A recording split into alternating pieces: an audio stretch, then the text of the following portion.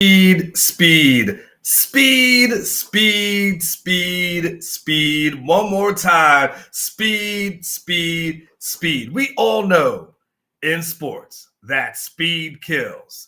And I will tell you that I don't think anyone knows it better right now than Texas football coach Steve Sarkisian.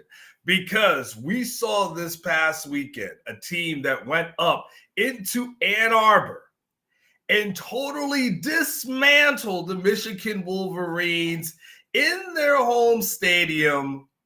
And one of the factors that you got to point to, that you've got to attribute this whole thing to, this success to, this thing that Steve Sarkisian has been building, it revolves around the speed that he has accumulated on this team. I'm not just fast, I am talking about speed. And what we're going to do today is we are going to really dissect and analyze the speed factor of this team that not only is going to have this team be successful this year, but be successful for years and years and years to come, because there's been a philosophical kind of change that Steve Sarkisian has had that I've kind of noticed throughout the years. I've actually followed Steve Sarkisian's work throughout the years. And so I was able to talk to him about this on Monday. I was able to write about this on Tuesday night. And now I'm here in front of you guys. And I want to talk to you about that. So come on in. I appreciate you. It's good to see that everybody's here piling into the chat already. I just want to say good morning to the Chris Bennett's, the Nates of the world, Jason, DWD, Doug G, Mark Ruiz, Guillermo, Mitchell's in the house. Good to see you. Gabe Locks is in here as well. Audrey Puente is in here. I know you're Anthony, of course. Zio _ Jason, Paul, Mike, Corleone, and Billy Bird, with many more to come. Good morning to everybody. So let's set this whole thing up like this. You know, as a guy who covered the NFL for a number of years, I don't say that to quote unquote, like, look at me, like nothing to that effect, right? Just knowing my background. And also being a high school writer for a number of years as well. By the way, I don't besmirch or look down upon those years, as I was a high school writer for a number of times. And so there was a time where, if you guys go back into that time machine, back when you were in high school, back when you were in college, or back when you just started following sports, every offense loved big-bodied receivers. They loved them, right? Everybody wanted to have that big, long, powerful kind of receiver, right? And so Calvin Johnson ends up kind of being probably what the gold standard was at the time. We'll talk about another guy in a second. But he ends up being that person who was 6'5", 237. Now, Calvin was fast, right? And so he ends up being a little bit of a freak when that's all said and done. The same way that Randy Moss ends up being a little bit of a freak for what he was able to do. These guys were Hall of Famers, right? That's really what those guys were. But there was other guys that were just big, but that weren't as good, right? Like the David Bostons of the world, right? And so you had those guys, but that was always the gold standard. Get you one of these big guys on the outside, 6'4", 6'5", that could just debo anybody. And everyone thought that was the formula of success. I remember when I was a high school writer in Tampa, Florida, I covered a kid by the name of Mike Williams. Mike Williams goes on to play at USC. It rings a bell to you because if you remember distinctly, Mike Williams and Maurice Clarett, remember when they actually sued so they could I don't know if it was a lawsuit or not, but basically they were kind of trying to defy and basically felt like they should be able to go pro after only a couple of years. You guys remember that? I feel like they sued the NCAA. It's been a really long time though, right? And so Oh man, Lewis Gaines said, I don't think Calvin had a Hall of Fame career. I would totally disagree, but I'll get into that later. We can debate that later, Lewis. And so that's the Mike Williams that I'm talking about, that USC Mike Williams that hit the ground running at USC. And he had that special combination of speed and size. And again, that was kind of the gold standard. I'll never forget when Mike Williams actually called me to let me know that he was going to commit to the USC. I'll never forget this. This was like it was a Sunday, and I'd have to go back to see when Mike Williams was in high school. I mean, this had to be early 2000s. I don't know specifically, right? I want to say it had to be early 2000s, right? So anyway, I get this call on a Sunday night, and it's Mike Williams. He's eating. I hate it when people call you and they're eating, by the way. If there is a pet peeve of mine, when someone calls me and they're smacking their lips, I'm like, can you call me when you get done? Can you please call me? Why do I have to hear this, right? But nonetheless, he's smacking his lips and he's on his game that he's playing, which is like, I'm sure it's like a PlayStation game, right? He's playing some sort of football game. So imagine lip smacking, kids playing games, and he's calling me and saying, yo, what's up? I was like, what's going on, Mike? And he's calling to let me know that he's verbally committing to USC. That's the school he's going to go to, right? But it was an interrupted phone call throughout the time because half the time I'm not hearing this young man speak, because I was young back at that time too. I'm not hearing what he's saying. And the second times he's yelling touchdown, interception, all that kind of stuff. So it was an exercise of patience for me, right? Really like Mike Williams though. Got to know him, his family back in Tampa. He was also a really good basketball player. So got to know him. He ends up being kind of, again, a guy that you covet. And by the way, I bring up Mike Williams for a reason. Because Steve Sarkisian recruited Mike Williams and also coached Mike Williams at USC. What a small circle it is, right? It's like, what you just like the game of telephone. Everybody knows somebody. Good morning, Stephanie. I mentioned you the other day. It's good to see that you're back. Good things, by the way. And so when I covered the NFL for all those years, that the big receiver was supposed to be that guy. I covered Keyshawn Johnson when he was in Tampa, right? He was supposed to be that big-bodied receiver that was supposed to have some sort of impact, right? And then you just think of all the guys that you've seen play that position throughout the years. They all kind of have the same mold, right? And I would say, up until a few years ago, that still was kind of the mold that a lot of college football coaches were thinking, that's exactly what I need, right? So I went back here, and when I went into the time machine, I didn't have to go back far to show you guys something that I want to get into. So let's look just in the 2017 Texas Longhorns. We're not going to go back to 84. We're not going to go back to anything. We're going to go just back to 2017. And good morning to you, Kiki. Good to see you. Good to see you, Paul, as well, Barbs as well. And Chris Bennett, don't worry. We'll talk 9/11 towards the end of the show. But let's go back to 2017. Look at this roster here, okay? You've got your John Burt standing here at 6'3". John Burt actually still works for the University of Texas there. I saw him not too long ago. Amani Foreman. You've got the Devin Duvernay, who was a Charlie Strong recruit, if I remember correctly. That kind of falls into their lap when the Baylor whole debacle happens. Duvernay leaves Baylor and eventually just decides like he's going to come there. I think he was still committed at the time. So I say leave. I don't believe he's at the school at the time. He ends up coming here, right? But then let's go through what everyone thought at the time was going to be the killers, right? The John Burts of the world, the Dorian Leonard of the world, Colin Johnson. He was that kind of fits that mold of, what is he, 6'6", 220 pounds. Like, that's supposed to be that guy. Gerard Hurd to a certain degree. Lorenzo Joe. You guys remember Lorenzo Joe? Again, 6'3", 215. We're talking about the bigger, more powerful, traditional kind of receiver. And again, y'all, this is just 2017, right?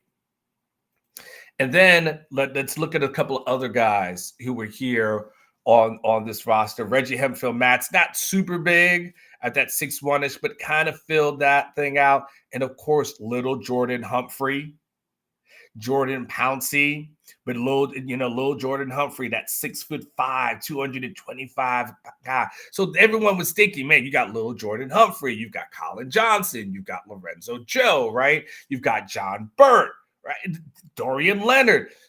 How are you going to handle these guys? They're so big, they're so long, they're so tall. Like, what are you going to do to be able to handle that? And that was, we thought at that time, just a few years ago, with a different offense and a different offensive coordinator, that indeed was the key to success, especially the key to success of having a really, really good offense, right? And then came Steve Sarkisian. Along comes Polly, right? Then comes this guy by the name of Steve Sarkisian, and he's like, yeah, I don't think so. You remember that? He's like, I don't think so. And it's crazy because when we go back, let me just go back to that list. Let me go back to that list for a second. Out of that list of guys from 2017 that was on that team, is Colin Johnson got drafted. So Colin Johnson gets drafted. Devin Duvernay gets drafted, and Lil Jordan Humphrey goes to the NFL as an unrestricted free agent, which is so unfortunate because it's money that he'll never be able to get back. But he goes to the NFL as an unrestricted free agent. Reggie Hempfield Maps leaves Texas after one season and basically just never plays football again. It's one of the more sad stories. And look, sadder stories have happened, right? Okay, like obviously someone passes away. That's a sad story. But Reggie Hempfield Maps was a guy that literally could have had the keys to the city here at Texas and decides to leave. He never plays again. And it just ends up being one of those, maybe it's that sad / unfortunate. I always feel bad. I always just wonder, like, whatever happened to him? Every once in a while, I'll look him up. So anyway, that was 2017, y'all. And as I said, Steve Sarkisian gets here, and he's like, I've got a different idea. I've got a different plan, right? Because here's what happened. Steve Sarkisian goes to Alabama. And he gets to Alabama, and he gets to be around the GOAT. And then when he's around the GOAT, he realizes something that ends up being kind of a game changer, that ends up being the formula for success here at Texas, which is going to be the thing that I think helps this team maintain the success. The GOAT, Nick Saban, by the way, doesn't have all these big body clunker kind of guys, right? And no disrespect to the guys that I just mentioned. But he's got guys on his team. Sark all of a sudden realizes, I have a lot of success with these guys. Their names are Devontae Smith, you may have heard of him, Jerry Jeudy, Henry Ruggs III, Jalen Waddle. Sark had all those guys on his team at one time. That's sick, by the way. That's sick.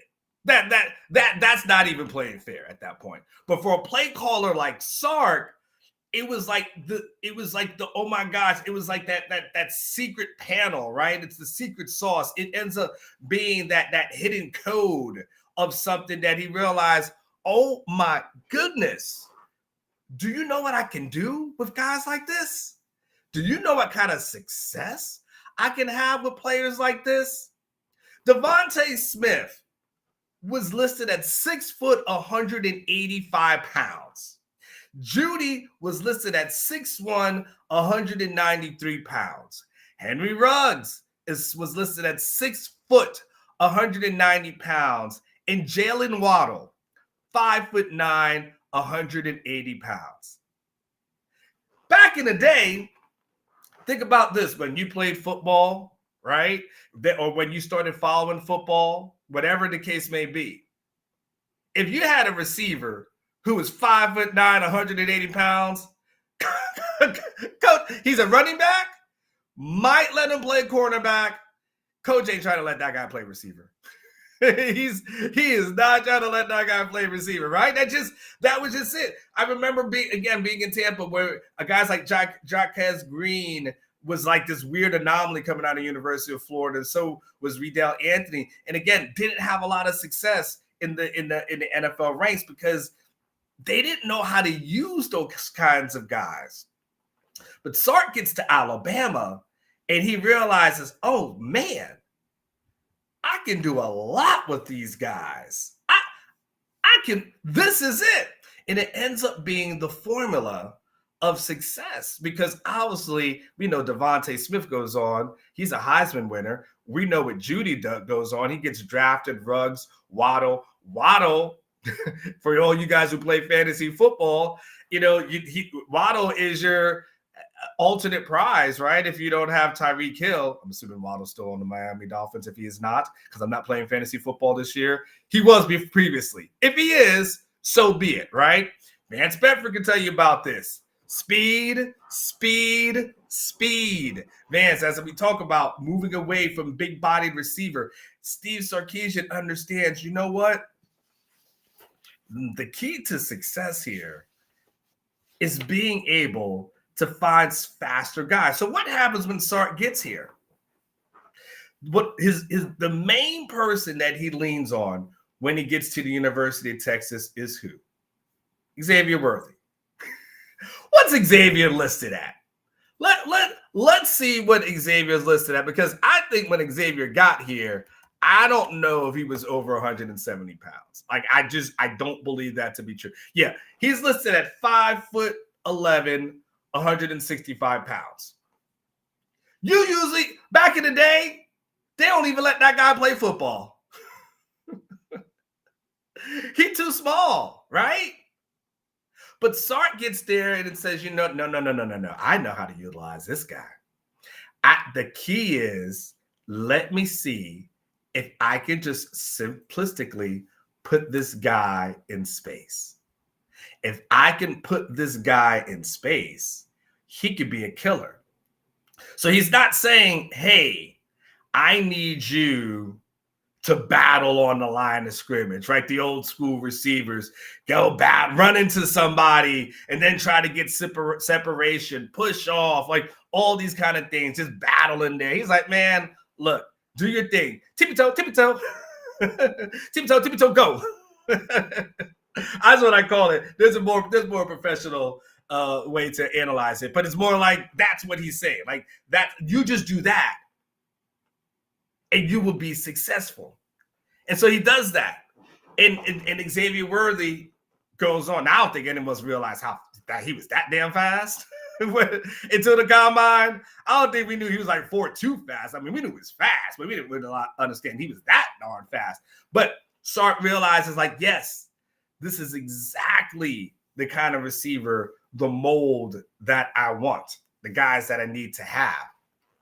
You see, and that was on the display last year versus Alabama, because you got the Adonai Mitchell again. He's not a huge guy, but you've got yourself the Xavier Worthies that are out there. Now Jordan Whittington kind of filled the role. He's a little bit more of a bigger person, again recruited by the previous staff. But Sark understands now, when you start seeing from a recruiting perspective, most of these guys kind of have the same build, the same body type, because Sark understands, wait a second, this is exactly what I need to win. And so, again, when you saw that speed on display against Michigan, and good morning to everybody who's coming in the chat. Jason, Sandman, DC is in the house. Blake, good to see everybody. As you saw that speed on display, in fact, Steve Sarkisian was somebody who talked about the speed before the season, right? He talked about having speed on the offensive side and the defensive side, right? He's mentioned both of those things to us and how that's been key to him.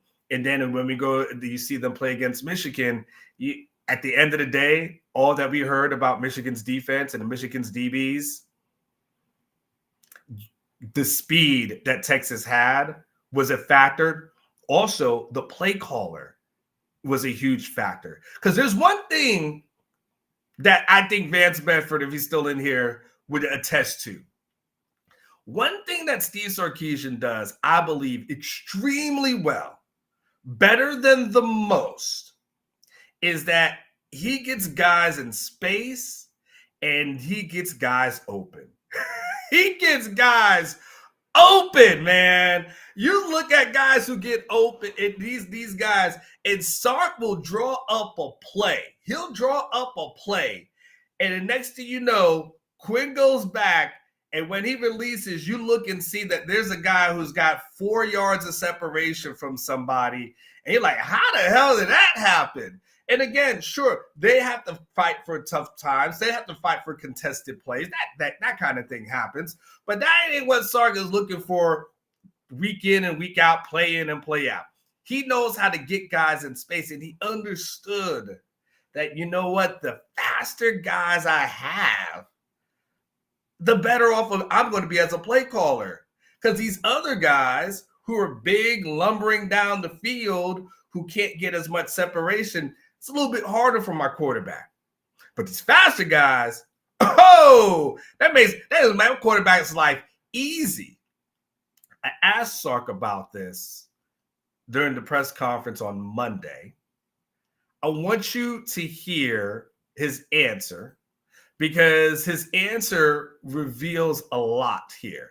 Let me share the screen and look at it on my end. Let's see what happens if I just take myself out of this for a second, or maybe I'll just maximize him.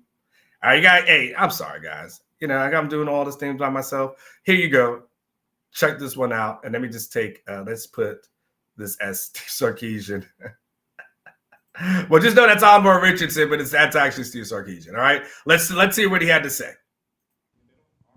Hey, Coach, kind of a receiver question, but more like kind of philosophical. For so many years, play callers like yourself, they love the big body receivers, right? Like you had a Mike Williams back at USC, everyone wanted the next Calvin Johnson. Then you get to Bama, and you have success with smaller guys, right? With Smith, as you talked about, Judy, Waddle, had a lot of guys there. Mm-hmm. Xavier Worthy, obviously here. And then you look here outside of Parker Livingstone, you have smaller, kind of speedier guys. So was there ever a point where you just had a philosophical change in what would work for you? Yeah. And how does that help you as a play caller?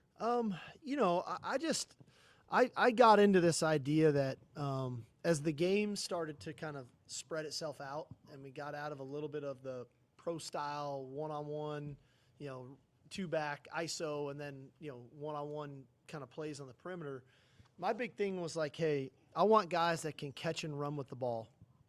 We don't throw, when you really watch us, we don't throw many stationary throws where guys are standing there catching the ball. We like to catch the ball on the move, and so that when they can catch and continue to run, and that's why the quarterback accuracy is so important. And generally speaking, the faster you are on the move, the tougher you are to A, guard, and then B, get on the ground once you catch it. And so, you know, it's just been something that we've tried to identify in the recruiting process. It kind of started when I was at Washington. We recruited a young man by the name of John Ross. And when he got in the program, you could feel the difference of what it looked like. I only had him for a year, and I took another job. He went on to be the fastest guy ever at the NFL Combine until Xavier showed up. And so we started to try to identify more guys like that in the NFL. You know, we had Julio, who was a little bit of a unicorn because he had the size and the speed, but then we drafted Calvin Ridley from Alabama, and he kind of played that same style, and it made sense to what we were trying to do. And then, like you said, got to Bama and had those 5 guys, and then have gotten here, and it's what we've tried to recreate. And I think we've got a pretty good group of guys now that understand the style of play in which we're trying to play the game. Coach, you mentioned. All right. So let me come back in here, bring you guys back into the chat, right? So it becomes the obvious thing for Sark, right? It became that light bulb that went off in his head. Like, this is what works. And so now, look, when we look at Sark's current roster, because it was something I was I paid attention to. Maybe just, they give me a hard time. They always say I like receivers and quarterbacks. Alex always likes to joke about that. And so maybe, I mean, I like that. He loves offensive linemen. So, we to each their own, right? We all have our things, and it's great because when we go to practices, I know what Alex is looking at, and I know what I'm looking at too, and then the worlds never collide, right? So that one ends up being a good one. So I looked at this roster, and let's take a look. Let's look at the current roster, 2024, right? Let's just break this down. We got DeAndre Moore, 6 foot. I believe that says 185, 195. I'm sorry, these things are way too small for Unc. I can't tell you. I'm sorry. Jonte Cook at that 6 footish, 185-ish mark. Matthew Golden, 6 foot, 195. Some of y'all can need to come out of retirement. You can play football. Of course, Ryan Wingo, like as Sark says, a little bit of a different kind of guy. In fact, people behind the scenes are so interested that Sark brings up Julio, the combination of size and speed. People behind the scenes have compared Ryan Wingo to Julio Jones. He's been the biggest comparison. I only feel comfortable telling you guys this now because of how Wingo is doing.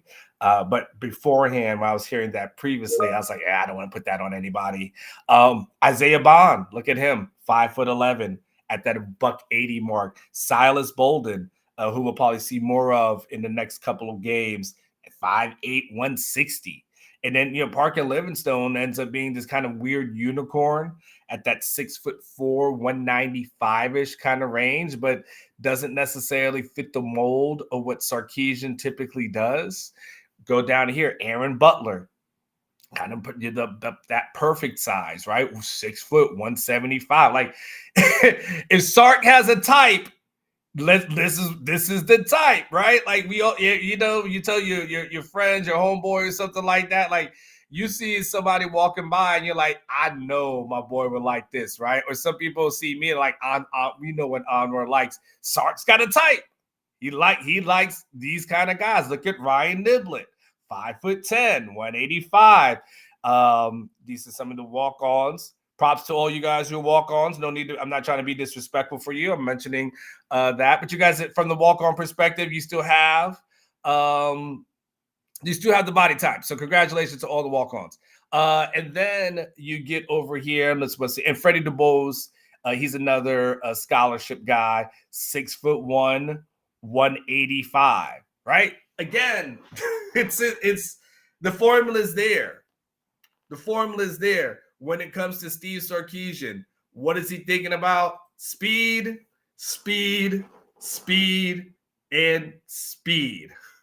And nothing else other than the speed. So I think going forward, when you start a couple of things, when you start looking at Steve Sarkisian from what's he recruiting, it's easier for him to let a guy like Andrew Marsh go to Michigan because he's like, okay, but that's not necessarily what we need.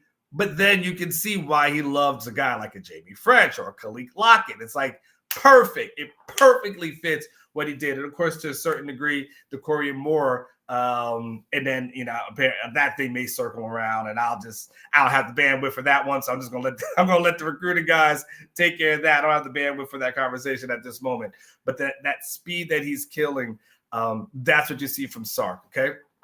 So I just want you to know that going forward from a recruiting perspective, we have changed. We are seeing this evolve in real time. And Sark, that's one of the last things I'll say on this. And Sark as a play caller, this is one of the reasons why I think has an advantage over so many other people, because he knows what it used to be. He knows where it is, but he also knows how to utilize all these guys, get them in space, keep them in movement. When you see Quinn Ewers throwing passes, right? It's these guys are going, across the screen. Like they're moving in different directions, but they're not just go routes or stop and go routes, right? They're not always just comeback routes, the old school comeback routes. Like he ain't trying to do the comeback routes, right? I love it. He goes, our TED Talk. It's your Longhorns TED Talk here on a Wednesday morning. So glad that everyone's here. And listen, now that everyone is here and now that I have everybody's full attention, let me tell you guys a little bit about my friend Eric Torres. Eric sells homes DFW. If you're looking for a house in the DFW area, you don't have to look any further than Eric Torres, the man with the master plan who has you covered. You're looking to buy a home, you're looking to sell a home, whatever it is. Hell, maybe even looking to rent a home. But you know somebody in that area that can help you out. He'll take care of you. Make sure you don't get taken advantage of in this market. Don't want that. He'll make sure that you get the best price when you're trying to sell your home or whatever you're trying to buy your home. He'll help you out when you got first-time home buyers. He's the man to call. So he'll come up. You see right there, there's the QR code. And listen, do your a favor. If you just know somebody that lives in the area and you just know somebody that lives in the DFW area, just say, hey, watch this show every morning. Like, I enjoy it. Hey, they mention this person's name. You can go check out his Google ratings, his Yelp ratings. They're legit. Eric Sells Homes, DFW. Make sure you check him out. He's El Presidente himself. Eric Sells Homes, DFW. And after you go and buy a house, it's time to celebrate. And the best way to celebrate is by going to Same-day delivery can save the day with our Specs app or online shopping. From world-class wines to hard-to-find spirits and craft beers to gourmet foods, delicious snacks, and spectacular sweets. It's Specs. Cheers to savings. Cheers to you, nearly 500 of you guys watching live here. Please hit that like button. Make this show some love this morning. Please hit the like button. Subscribe to the channel if you have not done so. Okay, so there's another thing I want to give to you guys this morning. I mean, it looks kind of cool. I asked Tyler, our producer, to put together a graphic of my SEC power rankings. Let me know what you think. And by the way, Brandon, I appreciate that you liked the question. And yes, by the way, I did love Sark's answer. Here's the deal. This is what I realized about Sark. This is what I know. I'm gonna take you behind the curtain. I'm gonna take you behind the veil because I've done this for a long time. What I realized about Sark is this: Sark always is listening to the question very intently to know what direction you're going in. If you ever see him, he's always focused. Like, he is focused on you to know what the hell are you about to ask me. The moment he knows what direction you're going in and he can wrap his head around it, then especially he'll usually ease up, lighten up from the intensity standpoint, and he'll answer the question, right? But if he feels like you're heading in a kind of a jerk mode, then he's like, this is not what we're doing today. You know, that's I think somebody asked him on the SEC conference call last week about helmet communication, and he was like, I'm not answering that question again. And he made it bit clear, like, I'm just not doing this thing, right? So so anyway, it's a weird thing. It's kind of a gift that I'm able to like study like body language, everything like that. So what Sark understands, and he loves good football philosophical kind of questions. He loves to talk about those things. These are for all the reporters who cover UT. Just lean on your uncle. I've been doing this for a long time. He loves good philosophical kind of questions. He'll answer the normal questions, and normal questions need to be asked at times. You have to ask about your Jaden Blues and how's he doing, Kelvin Banks. Like, he'll answer that. He'll do that. But the questions that he likes, even you go back and just read his body language, and you can see like, he's like, I'm about to unpack this thing. If you that's for me as a reporter is a good day. And that is something that you're excited about. Like, oh man, I asked a question that's relevant, as opposed to, so coach, red zone offense, again, those are, and again, those are relevant in spring and training camp. And I'm not belittling anybody nor to tearing someone down to build myself up. I'm just saying, thank you. I know what questions he likes, and if I can get him those questions, usually big picture questions, he usually responds to those really well. And thank you, Mike Torres. I'm glad you like it. I'm glad you like it, Mike, not just because we're soccer brothers, but I'm glad you like it and like the content as well. Okay, so Tyler made up the SEC power rankings. It is kind of cool that he put my name on it. I got to admit, sidebar for a second. I'm not kidding. See, some of you guys don't know what I went through in life. You don't know what it's like to go to Disney and you want to buy like a personalized Mickey plate or something like that, and they don't have your name. They got Mike on there. They've got Ed on there. They got all lots of people. They got John on there. But imagine going somewhere and they got personalized stuff like keychains, all that kind of stuff.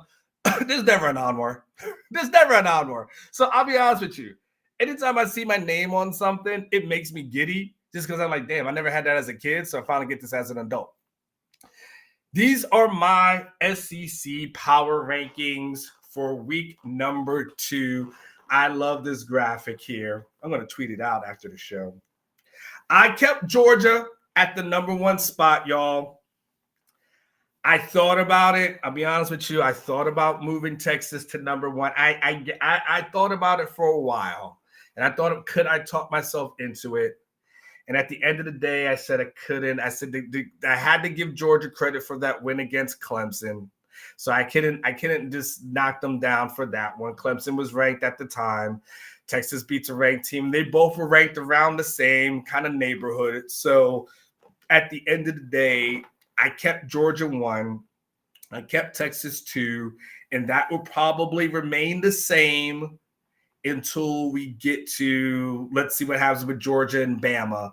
If Bama is able to pull off the upset, then obviously all bets are off, and that's in a couple of weeks.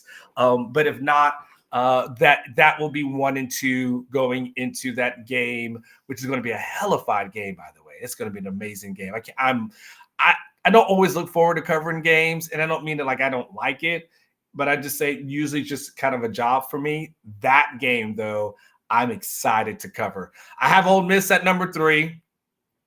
They're doing what they need to do. Well, their schedule will get tougher at some point. Bama, I kept at 4. I thought, and I'll be honest with you, I thought about flipping Tennessee and Bama because Bama struggled against my USF Bulls. I went to USF for those you don't know. But at the end of the day, Bama did pull away. They did, have a lopsided score. So even though that game was closer than it appeared, I still have to give them credit for turning it on in the end. So I did keep them at number 4. Tennessee is hot. So of course I like everything that they're doing there. They're hot right now, though. I've got Mizzou at 6. I have LSU at 7. Again, they have 1 loss. But again, it's a quality loss at this point. And so because it was a quality loss, I factor that into my equation. And so I decided, all right, I will keep them there. I will not penalize them. They lost against a USC team that was ranked. So I gotta be fair, and it was only by 7 points. I got Vanderbilt at number 8, y'all. And look, I don't know how long this is going to last, y'all, but I got Vanderbilt at number 8. Look, 2-0 for a team that was predicted to be dead last in the SEC. It's a great story.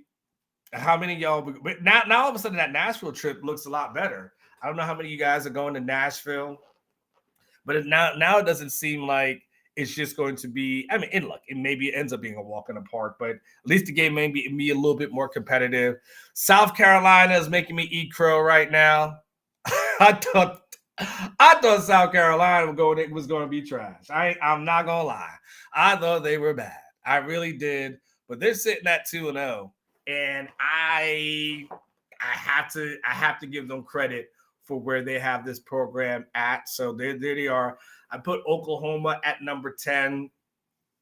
Yeah, they're undefeated, but Arkansas, of course, I have there at that 11 spot. And, even though they're sitting here at, 1-1, I still like them better than Texas A&M at this point, because now Texas A&M, the issue with them is that loss against Notre Dame looks worse now. In the moment, you're like, well, they only lost against Notre Dame. Like the Notre Dame's ranked. And now we realize, oh, Notre Dame's like real trash. And so Texas A&M kind of takes a hit because now the loss looks really bad. Basically, you got beat by the team that got beat by Northern Illinois. And so, yeah, y'all, you suffer for that. Florida, we'll see what happens with them. Number 14 is Kentucky. Again, here's where I was wrong. I was dead wrong. Man, I really thought Kentucky would have a decent team. I remember saying before the season that I thought that was going to be a trap game for Texas, because I thought to myself, oh, man, but, they had like basically 2 weeks off before that Texas game. So I was like, oh, man, basically 2 weeks off. They had like a bye week, and then they had like some soft opponent. So I thought to myself, okay, man, Kentucky, they might be decent. They had a 5-star quarterback that transferred in there. So I thought, okay, man, this is something, like they may have something special here. They're trash. They are absolute hot garbage. I'm talking about that garbage that you put out in this Texas heat. And it just sits out there forever. You got to wash your trash can. That's what Kentucky is right now. They just need someone to hose them off because they stink. Auburn at 15. And then Mississippi State, well, I expected them to be bad, but I thought they would be a little bit better than Vanderbilt. They just, I remember us talking to Levy during the Big 12 media days. I apologize, SEC media days. And he was talking about like JUCO players and I was like, JUCO? Who the hell's recruiting in JUCO?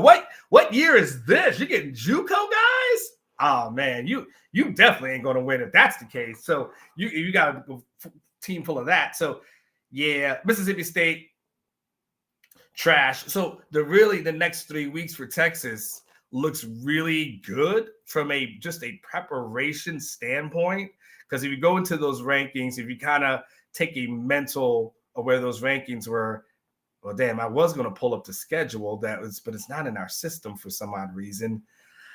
I got to curse at somebody during a meeting. Sonny, what's going on? Can you make sure someone keeps our schedule in here? It's not your fault, though, Sonny. But we know Texas got UTSA this weekend. We know they've got La Monroe coming up, and then they got Mississippi State before Texas versus OU. So they've got a really good slate of games coming up, stuff to be excited about for sure. By the way, yes, Opinion Sports Show and I, by the way, we made a bet before the season. And listen, he Opinion Sports Show, he is a OU guy, okay? And so we made a bet last year as it relates to Texas, Oklahoma. And to his credit, he paid up on the bet. I was able to buy a bottle on him. He's came back for more. And the bet this year was I had to pick 3 games that I thought Oklahoma would lose. And he would have to pick 3 games that he thought Texas would lose. Winner obviously gets a bottle. Opinion, I think, if I'm correct, you picked. Did you pick Michigan already? Hold on, D'Angelo. Hold on. Let me go through my emails. Hold on, y'all. Here's why we gotta hold on, because let me go through our picks here. Because if that's the case, I might be getting really close to getting a bottle of something. What did he put in here? Oh man. So opinions, okay. Oh, it's a $50 bottle bet, actually. Oh, wait, hold on, y'all. Let me see if I can put this image on the screen for you guys. Oh, this is way too good. Oh, this is way too good. Oh, no. No. Don't y'all don't go anywhere. Just be patient with me for a second. I can get this on the screen in less than 10 seconds. Here we go. I'm going to show you our bet here that I have with Opinion Sports Show. He wrote it down and he sent it to me. I appreciate him keeping the receipts. Okay, so this is our bet here. So he has Texas losing to Michigan, so that's already a loss. He has Texas losing to Georgia and Texas losing to Texas A&M. Well, he's already down one. Now I have Oklahoma losing to Ole Miss. Feeling pretty good about that. I have OU losing to Alabama. Feeling pretty good about that one. And then LSU. We'll see what happens with that. But if Oklahoma doesn't get an offense, now our Texas, our tiebreaker, if some reason both of us are 2-1 after these 3 games, our tiebreaker is going to be the Oklahoma versus Texas result. Obviously, I'm taking Texas in that game. He's taking Oklahoma in that game. But we got a $50 bottle bet going on this one, y'all. And I got to admit, I'm feeling pretty darn good. I'm feeling pretty darn good that D'Angelo is going to be giving me a nice Christmas present. I'm going to be down to Specs and have myself a nice Christmas present. Me just bringing the family, just bringing them on there. Oh, it's going to be on you, D'Angelo. Should old acquaintance be forgot? I'm going to bring in the new year on you, buddy. I'm bringing in the new year on you. Betting against Texas. You boy. On that note, I'm getting $50 Specs gift card from my main man, D'Angelo. I cannot wait. And guess what? Chad owes me 25. He owes me 25 from the bet that we made this previous week when I laid down 9.5 because I was so confident.